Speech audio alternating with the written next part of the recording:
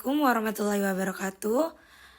Perkenalkan, nama saya Chani Sauliza dengan NIM 2020 10 11 03 11 179.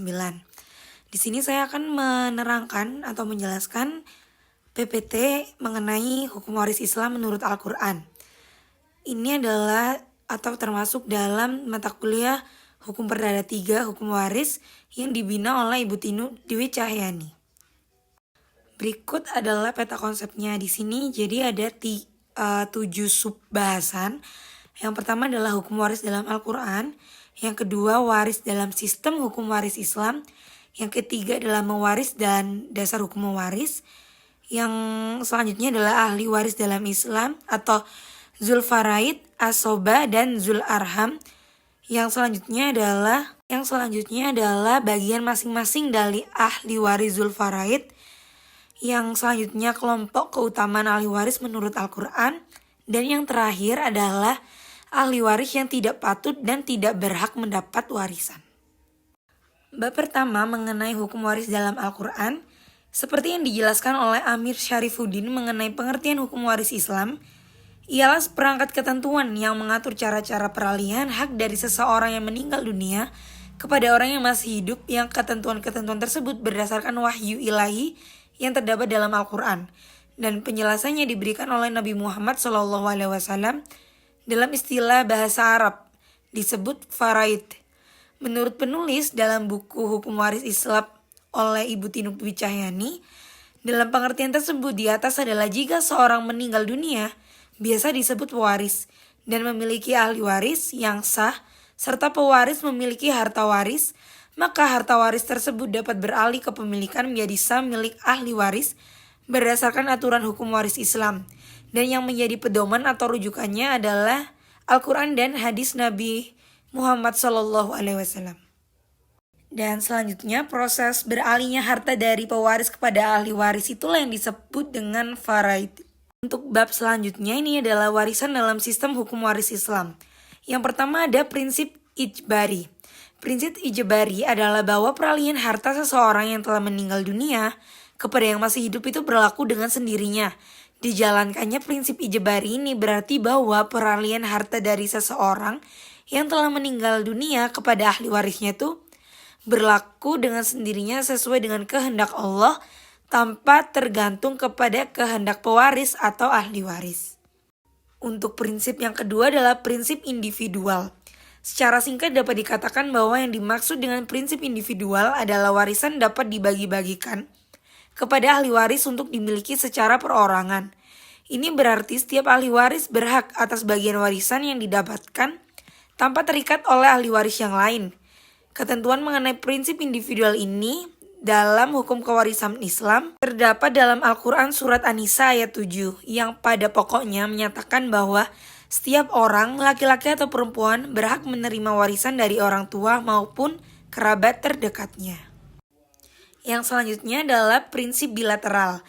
Prinsip bilateral ini adalah bahwa baik laki-laki maupun perempuan dapat mewaris dari kedua belah pihak garis kekerabatan, yakni pihak kerabat laki-laki dan pihak kerabat perempuan. Tegasnya, jenis kelamin bukanlah merupakan penghalang untuk mewaris atau diwarisi.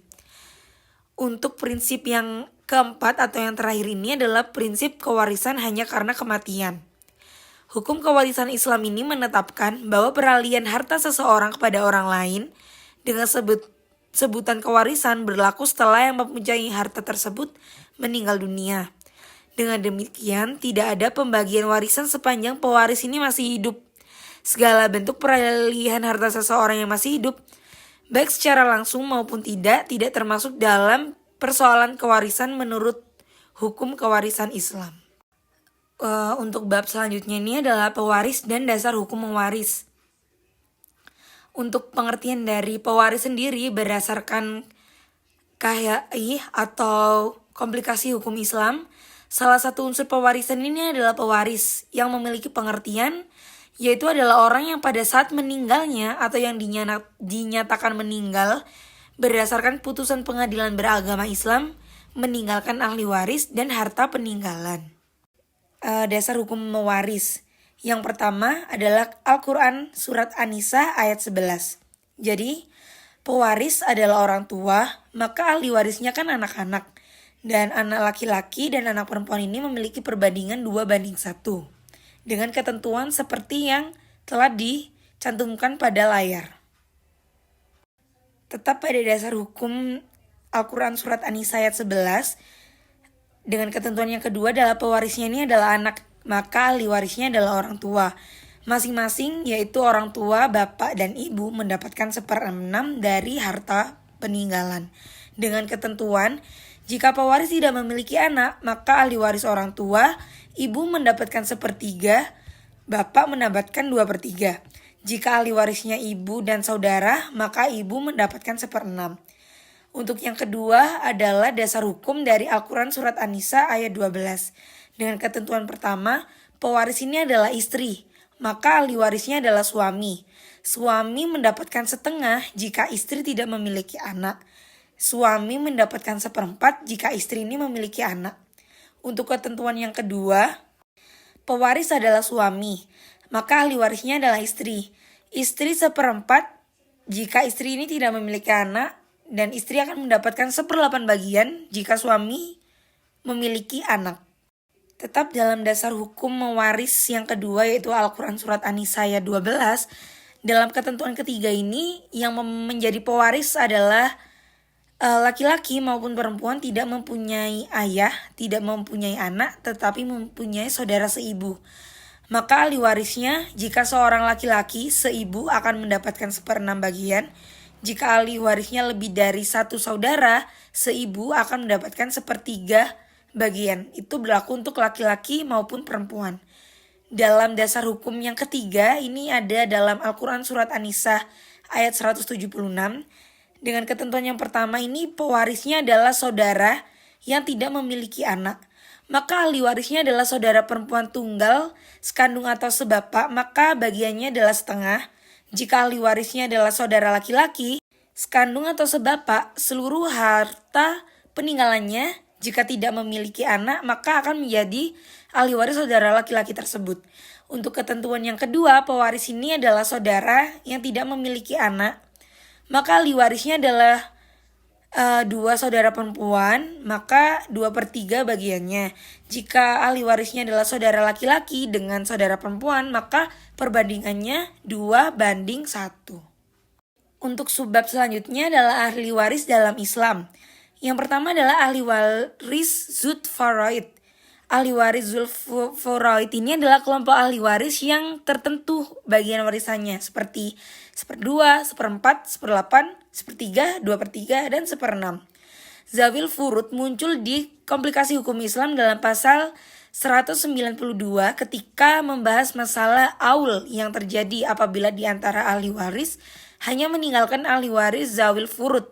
Ahli waris ini antara lain adalah janda dan duda, ayah dan anak perempuan menjadi ahli waris Zawil Furud selama tidak mewaris bersama anak laki-laki. Ibu pada asasnya juga merupakan ahli waris Zawil Furud. Yang kedua adalah ahli waris asobah. Ahli waris asobah ini adalah kelompok ahli waris yang hak warisnya tidak tertentu bagiannya, sebagaimana ahli waris Zawil Furud. Tetapi bagiannya adalah menghabiskan seluruh harta waris atau seluruh sisa dari harta waris jika dikurangi bagian ahli waris Zawil Furud, yaitu jika di samping ada ahli waris asobah, juga ada ahli waris Zawil Furud. Artinya, apabila ahli waris yang ada terdiri dari ahli waris Zawil Furud dan ahli waris asobah, maka ahli waris Zawil Furud diberikan dahulu bagiannya. Sisanya adalah hak ahli waris asobah. Yang terakhir adalah ahli waris Zul Arham. Untuk pendapat pertama, bahwa kaum kerabat yang berstatus dan berkedudukan sebagai Zawil Arham tidak memiliki hak atas harta peninggalan si mayit, baik disebabkan karena terdapat keberadaan ashabul furud atau asoba atau tidak. Untuk yang pendapat kedua, bahwa kaum kerabat yang berstatus dan berkedudukan sebagai Zawil Arham memiliki hak atas harta peninggalan si mayit, hak kewarisan kepada Zawil Arham tersebut dengan syarat selama tidak terdapat ashabul furud dan atau asobah. Jika si mayit meninggalkan harta peninggalan dan meninggalkan kerabat yang hanya berstatus zawil arham, maka dalam hal ini kerabat yang berstatus dan berkedudukan sebagai zawil arham lebih berhak daripada baitul mal dalam memperoleh harta peninggalan si mayit. Untuk subbab berikutnya adalah bagian masing-masing dari ahli waris dzul faraid. Seperti yang tertera dalam layar, ini merupakan ahli waris menurut dzul faraid beserta bagian dengan syarat-syaratnya. Bisa dilihat sendiri dalam dalam layar. Sedangkan untuk subbab selanjutnya yaitu kelompok keutamaan ahli waris menurut Al-Quran. Jadi dalam Islam ini juga pembagian harta ini telah diatur dengan jelas dalam Al-Quran. Hal ini dikenal dengan istilah zawil al-furud, yaitu ahli waris yang mendapatkan bagian harta tertentu dari orang yang telah tiada dengan jumlah bagian yang sesuai dengan ketentuan Al-Quran dan As-Sunnah. Para ahli waris yang termasuk pada zawil al-furud ini seluruhnya ada 12 orang, yaitu 8 orang perempuan dan 4 orang laki-laki, yang apabila dirinci akan tertera sebagai berikut. Pertama ada istri, yang kedua ada anak perempuan, yang ketiga adalah cucu perempuan dari anak laki-laki. Selanjutnya saudara kandung, saudari seayah, saudari si ibu, nenek, dan untuk 4 orang laki-laki sisanya dalam ahli waris menurut Al-Quran ini atau zawil al-furud, yang pertama adalah suami, yang kedua adalah ayah, yang ketiga adalah kakek, dan yang keempat adalah saudara seibu. Untuk subbab yang terakhir adalah ahli waris yang tidak patut dan tidak berhak menjadi warisan. Ini ada dalam ada 2 pendapat. Jadi ada menurut KHI atau komplikasi hukum Islam, yang kedua adalah menurut fikih. Yang pertama, menurut komplikasi hukum Islam tepatnya pada pasal 173, jadi disebutkan bahwa seorang terhalang menjadi ahli waris apabila dengan putusan hakim yang telah mempunyai kekuatan hukum yang tetap dihukum karena A. Dipersalahkan telah membunuh atau mencoba membunuh atau menganiaya berat para pewaris. Yang B. Dipersalahkan secara memfitnah telah mengajukan pengaduan bahwa pewaris telah melakukan suatu kejahatan yang diancam dengan hukuman 5 tahun penjara atau hukuman yang lebih berat. Sedangkan menurut fikih yang tidak patut dan tidak berhak mendapat warisan, yang pertama adalah perbudakan, yang kedua adalah pembunuhan, dan yang ketiga adalah adanya perbedaan agama. Alhamdulillah sudah selesai, dan itulah keterangan atau presentasi saya mengenai hukum waris Islam. Terima kasih telah mendengarkan, dan untuk kurang lebihnya saya mohon maaf. Wassalamualaikum warahmatullahi wabarakatuh.